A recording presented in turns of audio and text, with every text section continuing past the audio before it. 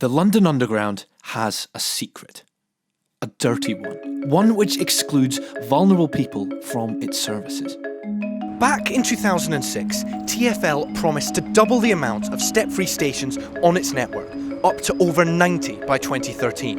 It's now 2019 and they still haven't hit their target. So what happened? Why isn't TfL making its network more accessible? And what does this lack of action mean for disabled and elderly people who live and work in London? You're watching What's Hot London, and this is the dirty secret of the Underground. This is the London Underground map. You've seen it a million times before. 270 stations, 90 zones, 11 lines. Now, it may look this way to most of us, but to elderly and disabled people, it can look very different. To show you what I mean, I'm going to mark off every station without step-free access. And when you do that, this is what you get. 78 stations. A map which makes salient the extent to which differently abled people are excluded from our transport system. So looking at this map, it sort of begs the question, why isn't London's transport network more accessible? You get a better idea when you take a closer look at the map. So for instance, this southeast section of the map does very well. You've got the DLR, the trams, and the new sections of the Jubilee line. They're all step-free. But then when you go to the centre of London and sort of the northwest part, it's a completely different story.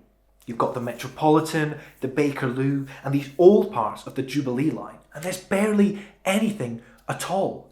These older stations are far more difficult and expensive to refit, and that's the real issue here. London's Underground is the oldest in the world, and that makes retrofitting accessibility extremely expensive. I'm talking millions of pounds per lift shaft, and that's why it simply doesn't get done. That doesn't mean they haven't tried.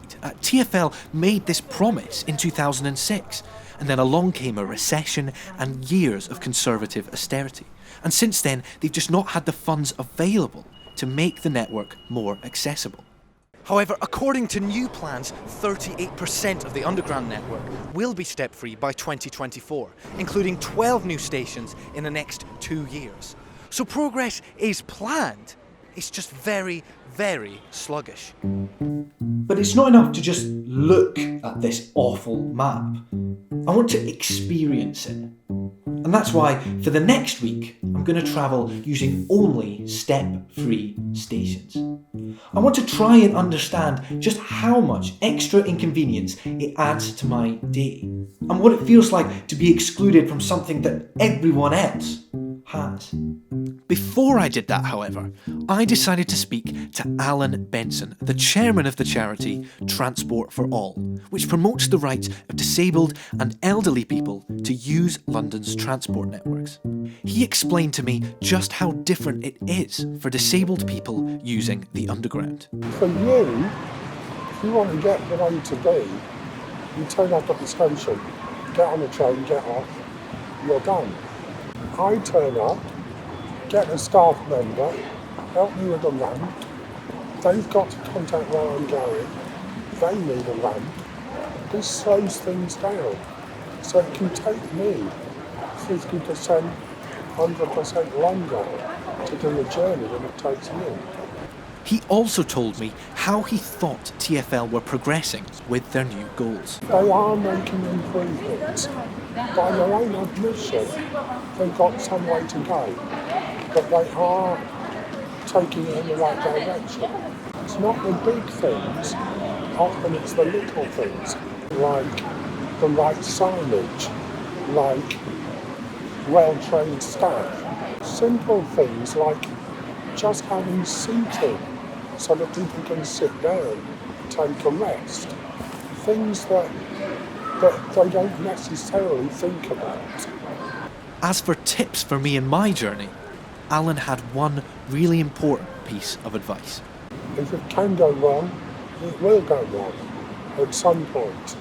So, after my chat with Alan, my week of transport hell began. So I'm off to Leicester Square to shoot another video. I live in Willesden, so usually my local stop is here at Dollis Hill, but not anymore. So instead I have a lovely half-hour walk to Kilburn, which for someone who uses a wheelchair could be up to an hour.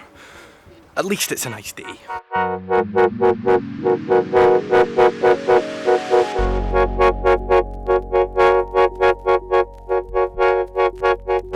I'm currently running for the bus because the wait for the next one is really long and I cannot be bothered with that. So I made it. Buses are absolutely essential for me. Not only do they fill in the gaps where the tube misses out, but they also have disabled ramps and spaces for wheelchair users. The only problem is they take forever. It is pretty cold tonight. I've been walking for miles, so I'm very much looking forward to not having to deal with wind and rain anymore.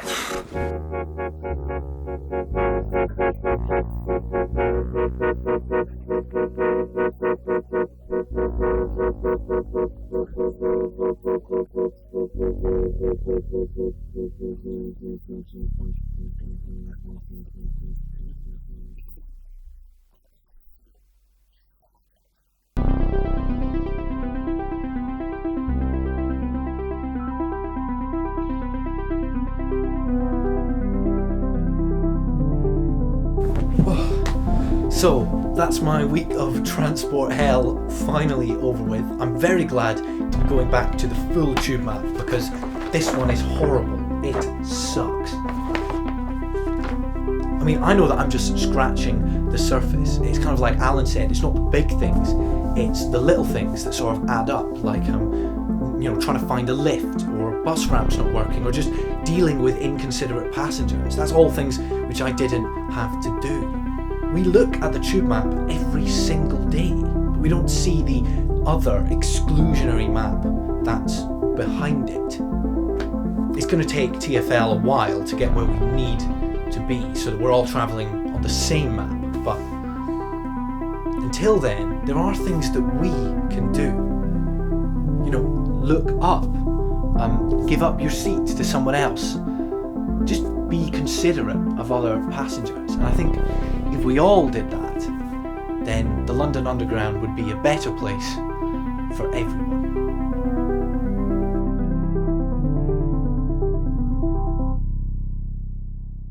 Thank you so much for watching. I really hope you enjoyed the video. If you want more information, I really recommend Alan's blog. It's called Never a Dull Journey, and it describes his incidents travelling around London.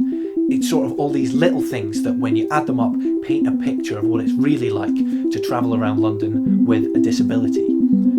For more What's Hot London, make sure you subscribe and hit that bell icon for notifications. Until next time,